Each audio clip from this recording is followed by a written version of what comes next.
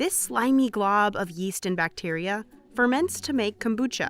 And where there's fermentation, there's alcohol. Anywhere from 1 to 3% alcohol by volume can occur naturally in raw kombucha. That's less than a light beer.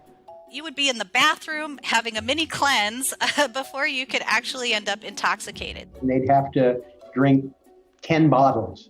But U.S. law requires ABV never go over 0.5% for kombucha to be sold as a soft drink. If they do go over, producers could face tax penalties or risk getting their bottles pulled from shelves, which has happened before. So producers have two choices: get an alcohol license to ferment kombucha naturally, or redo the entire product so it doesn't create as much alcohol, which is what GT Dave, kombucha's first billionaire, did. Either way, dealing with the boozy byproduct is expensive and complicated, and some say may eliminate what makes kombucha a healthy drink. This congressman is trying to pass an act that would raise the legal limit of alcohol for just kombucha to 1.25%. But can it pass? We went to Oregon for a deeper look at how one brewer works within these regulations to produce over 30 million bottles a year. Here at Brew Doctor in Portland, Oregon, the kombucha starts with 3 main ingredients: water, tea, and sugar. It's the same 3 ingredients that have made up the drink since its likely creation, in China, thousands of years ago. In Japan, it was made with seaweed, hence its name, Kombucha. These days, brewers start the tea with botanicals, like rose, mint, and lavender. It's fun with these botanicals to think about the giant fields they come from. A single batch of kombucha needs about 85 pounds of tea to get it going. That'll make 66,000 bottles. In here, what we do is we bring in hot water. Then they add sugar. So essentially what we're doing here is making a big pot of sweet tea that will then get fermented into kombucha. Steeping takes around 40 minutes. Then it's pumped through this waterfall filter. And all the organic material comes out. And so we partner with our local municipalities to compost. To ready the vat for the next batch of tea, this guy crawls in to clean it out. And that already brewed sweet tea heads to tanks in the fermentation room, where the tea first starts to produce alcohol. At 500,000 gallons total, all the liquid in here would almost fill an Olympic-sized swimming pool. The room is kept at a steamy 82 degrees Fahrenheit, and it smells kind of sour. That seems to be where our kombucha fermentation is happiest. So we add the sweet tea into the tank where there's already a SCOBY. A SCOBY is a symbiotic culture of bacteria and yeast. Essentially, it's a living organism that kickstarts the fermentation process. As the kombucha is fermenting, the SCOBY forms in layers. Eventually, you'll just have layer upon layer upon layer upon layer. It's this guy's job to pop CO2 bubbles that form at the top of the tank. The SCOBY's bacteria eats up the sugar and creates carbon dioxide, which makes kombucha bubbly, and alcohol. As long as it has sugar to feed on, a SCOBY can grow to epic proportions. If this tank were as wide as a swimming pool, it would create a SCOBY the width of a swimming pool. This batch has been fermenting for just over 3 weeks. At this point, Brew Doctor's kombucha has about 3% alcohol by volume. Compare that to a light beer, which sits at 4.2 ABV. Dude, it's so good with alcohol in it. Oh, no. Cheers. Cheers. Every fermented food, from yogurt to kimchi, has trace amounts of alcohol. You can't feed yeast sugar and not create ethanol. That's natural. Brew Doctor pays annually for a distillery license. But because Brew Doctor sells its kombucha as a soft drink, the team has to remove most of the natural alcohol, bringing it from 3% to under the legal limit of 0.5%. They use this machine, common in the wine industry. This column is heated slowly at low temperatures. Cones spin inside to spread out the liquid. A cool vapor evaporates, carrying the small alcohol molecules with it. It's a very elegant, mechanical way of taking ethanol out of a liquid without affecting the nature of the liquid. That fancy machine costs Matt $1 million. But now we're responsibly selling a non-alcoholic product to our consumers. Testing is also required by law, but it's another complicated and expensive step in the process. This alcohol testing machine can cost up to $40,000.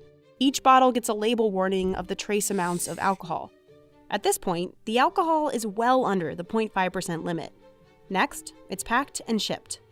But kombucha will continue fermenting once it leaves here. And if it's stored improperly at a grocery store, alcohol that's naturally present due to the fermentation would continue to increase. If you drink spoiled milk, is that something you take up with the producers? Is it something you take up with the store? So there's a couple of questions there in terms of who really is liable at that point. The current law says producers are to blame if ABV ever goes over 0.5% before it winds up in a customer's fridge, which is exactly what happened in 2010. At the time, there weren't a lot of eyes on the fledgling kombucha industry. But then a bottle of kombucha in a Maine Whole Foods started bubbling. State authorities tested it for alcohol and found it to be 2.5% ABV, way above the legal limit. It still wasn't enough to get an adult buzzed, but that bubbling bottle upended the industry. Everybody kind of found out about alcohol in kombucha. Whole Foods dropped all kombucha from their shelves. Virtually every kombucha maker in the entire country was asked to temporarily cease production. Kombucha was going up, it got pulled off the shelf, it dropped like this, and it just created this sort of wound that we've been trying to heal from ever since. Brands scrambled to get their kombucha under compliance.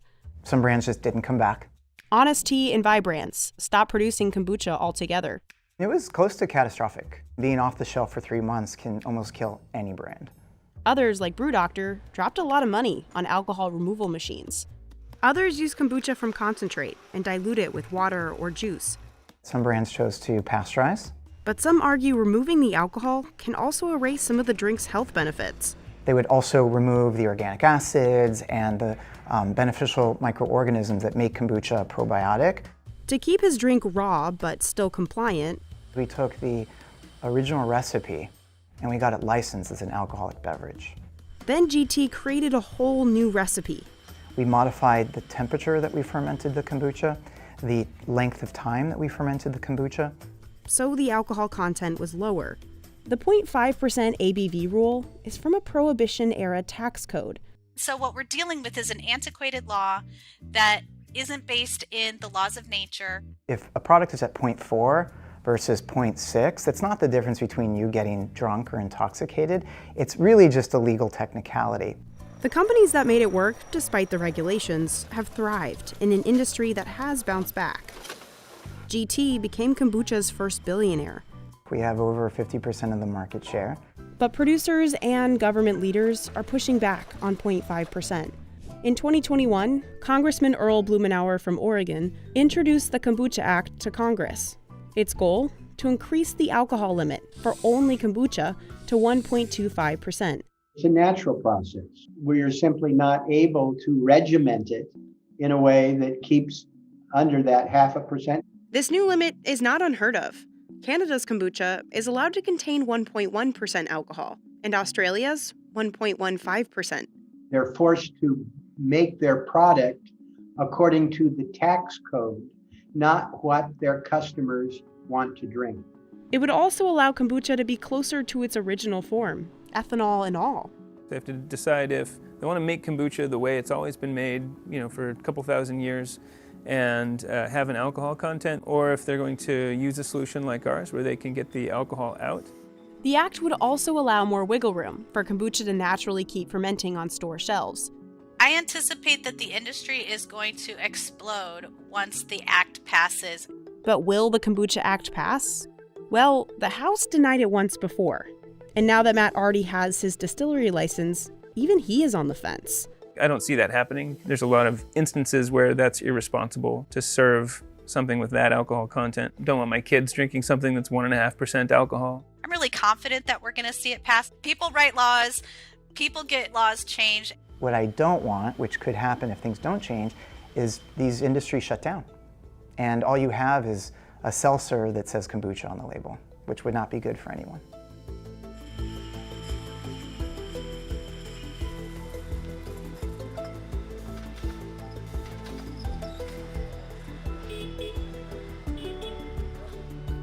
We are living in a bacterial world.